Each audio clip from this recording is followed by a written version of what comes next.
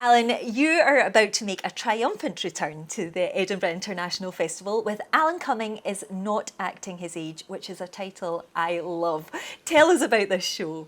Well, I hope it's triumphant, first of all, but it's a show, it's, another of these cabaret shows I've been doing kind of with a band, to sing some stories, tell some songs, sing some songs, tell some stories.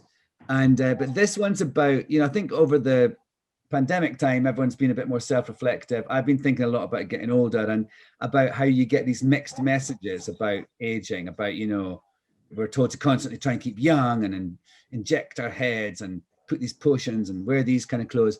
And yet we're also told to grow up and act our age and don't be mutton dressed as lamb, all that stuff. So that's what it's really about. I'm just sort of challenging people to sort of question what actually is acting your age and why and who gets to decide. I completely agree. I always think that. I'm like, who decides at 40 that you can't wear hot pants anymore? It's just bizarre, isn't it?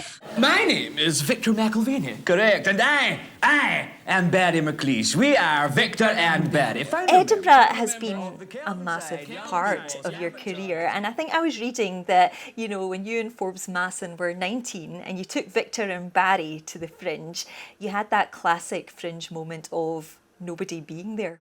Yeah, one night nobody came. I mean, not that many people came most other nights. Actually, we got a really bad review in The Scotsman and people came after that.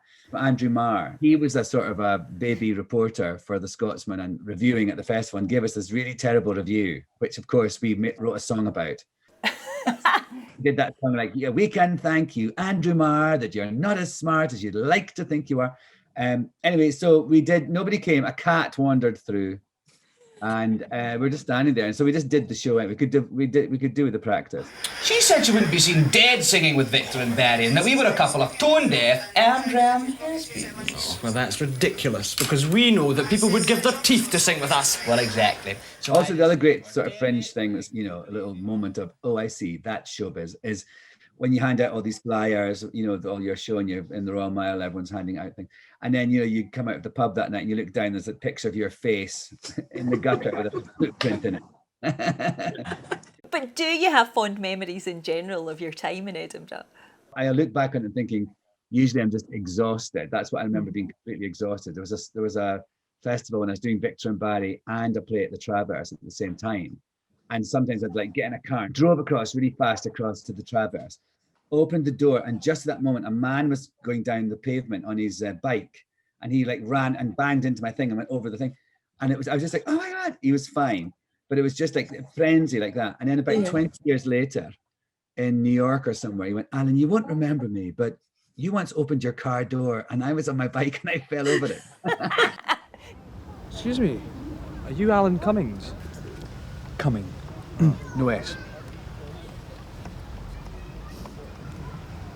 You're, what is it? It's Forbes Masson. Masson, as in the wine. Full-bodied and dry. I was listening back to your podcast with Forbes, and he was saying it was just crazy because that was just your student project. Suddenly it just took off. Yes, and you have a laugh with your friend and you make up things and you do that, have a few drinks and and that was what we were doing, and suddenly we were on TV doing it. It was surreal. Tonight, we would like to give you a wee insight into some of the backstage traumas and onstage angst which have occurred during our long and varied careers with the Kelvinside Young People's Amateur Dramatic Art Society. Forbes and I are sort of planning a little Victor and Barry something for next year. Yes. Exciting. And so we've been talking a lot about our past and sort of trying to, if anyone has any Victor and Barry photos or stuff, please send them to us. Oh, come on, son. Leave me alone. Okay, Jimmy. Don't be stupid. I've done nothing. You did the tick list, I think, of what all Scottish actors must do. Taggart and High Road. There was something I saw that said, I think you first felt that you were recognised, I think on Byers Road, was it in a pub, when you were in a toilet and someone said, you murdered someone? I was in the gents peeing in the urinal and there was a man peeing next to me. This man just said to me, is that you that tried to kill that wee lassie? And I went, Oh yes, that was me, because you meant to take the high road. I tried to kill Telly Lally's character Over here, Carol. by chopping a tree on top of her and then strangling her when she told me she was pregnant with my child.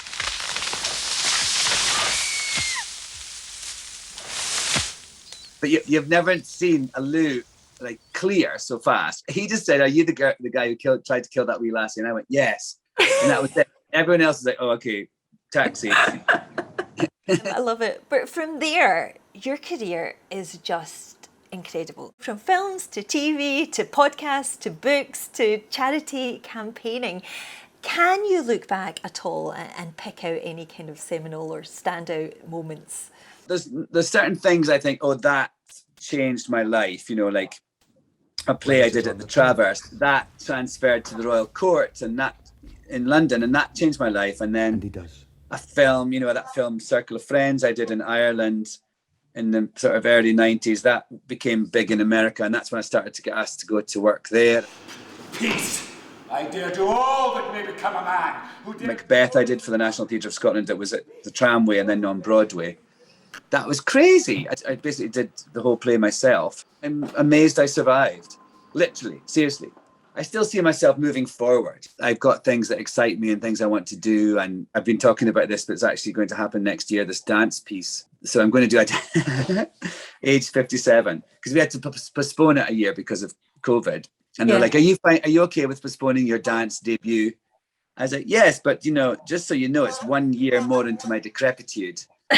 Never. Who knows? I mean, it's not kind of dancing that I normally just bounce around and tend to wear a rabbit suit or something whilst I'm dancing. I love getting dressed up in funny costumes and dancing, but there's another reason why they're coming to see me do a dance piece. It's not just my dance prowess. It's a guess to see if I survive. I look forward to that very much. Please do survive. It has been honestly an absolute joy to chat to you. Stay well and hopefully see you soon. Thanks, Laura. Lovely to talk to you. Take care. Bye. See you.